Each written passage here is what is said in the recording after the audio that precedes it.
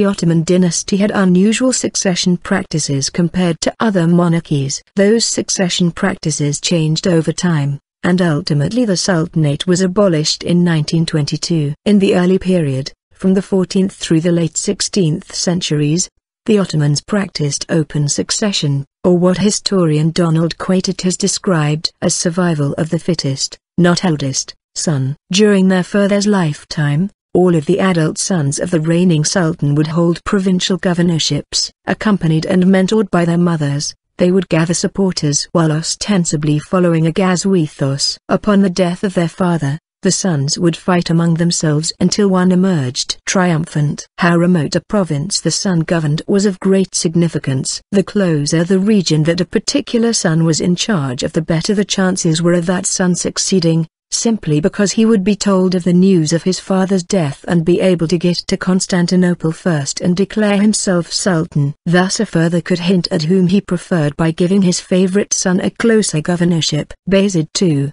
for instance, had to fight his brother Cem Sultan in the 1480s for the right to rule. Occasionally, the half-brothers would even begin the struggle before the death of their father. During the reign of Suleiman the Magnificent, 1520 to 1566, strife among his sons Selim and Mustafa caused enough internal turmoil that Suleiman ordered the death of Mustafa and Bayezid, leaving Selim II the sole heir. With Suleiman and Selim, the favorite concubine, Haski, of the Sultan achieved new prominence. Gaining power within the harem, the favorite was able to maneuver to ensure the succession for one of her sons. This led to a short period of effective primogeniture. However, unlike the earlier period, when the Sultan had already defeated his brothers, and potential rivals for the throne, in battle, these sultans had the problem of many half-brothers who could act as the focus for factions that could threaten the Sultan. Thus, to prevent attempts upon his throne,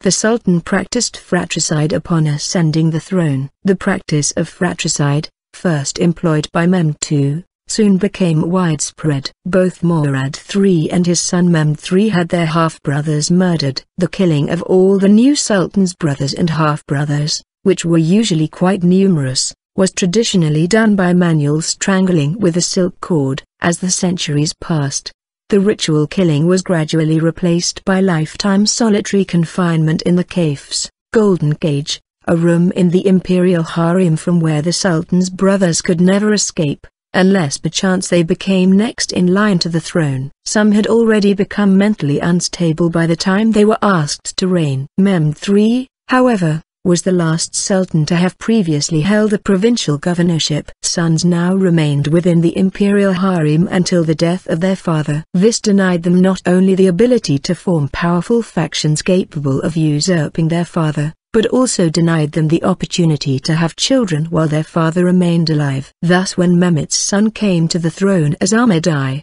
he had no children of his own. Moreover, as a minor, there was no evidence he could have children. This had the potential to create a crisis of succession and led to a gradual end to fratricide. Ahmed had some of his brothers killed, but not Mustafa, later Mustafa I. Similarly, Osman II allowed his half-brothers Murad and Ibrahim to live. This led to a shift in the 17th century from a system of primogeniture to one based on agnatic seniority, in which the eldest male within the dynasty succeeded, also to guarantee adult sultans and prevent both fratricides as well as the sultanate of women. Thus, Mustafa succeeded his brother Ahmed, Suleiman II and Ahmed II succeeded their brother Mehmed IV before being succeeded in turn by Mehmed's son Mustafa II. Agnatic seniority explains why from the 17th century onwards a deceased sultan was rarely succeeded by his own son, but usually by an uncle or brother. It also meant that potential rulers had to wait a long time in the Kafes before ascending the throne, hence the old age of certain sultans upon their enthronement. Although attempts were made in the 19th century to replace agnatic seniority with primogeniture, they were unsuccessful,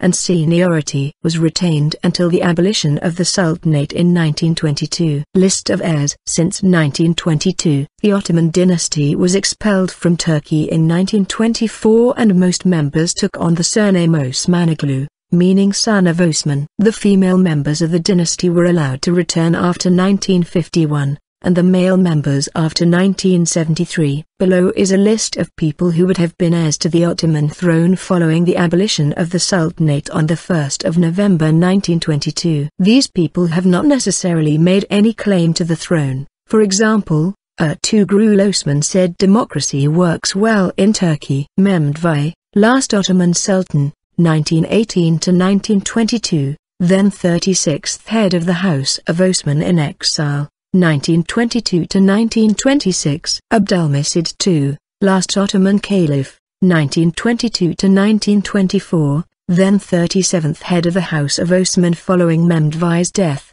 1926 to 1944. Ahmed Fornihad, 38th head of the House of Osman, 1944 to 1954, grandson of Sultan Murad V. Osman IV Fuad, 39th head of the House of Osman, 1954 to 1973, half-brother of Ahmed Fornihad. Mehmed Abdulaziz II, 40th head of the House of Osman, 1973 to 1977, grandson of Sultan Abdulaziz I. Ali I Vasib, 41st head of the House of Osman, 1977 to 1983, son of Ahmed Fornihad. Mehmed Orhan II, 42nd head of the House of Osman, 1983 to 1994, grandson of Sultan Abdülhamid II. Ertuğrul Osman V, 43rd head of the House of Osman, 1994 to 2009, grandson of Sultan Abdülhamid II. Osman Bayezid III,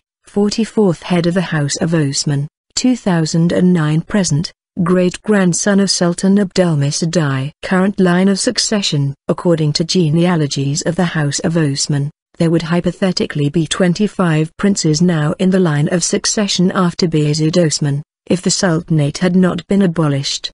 They are listed as follows. The succession law used is agnatic seniority, with the succession passing to eldest male dynast.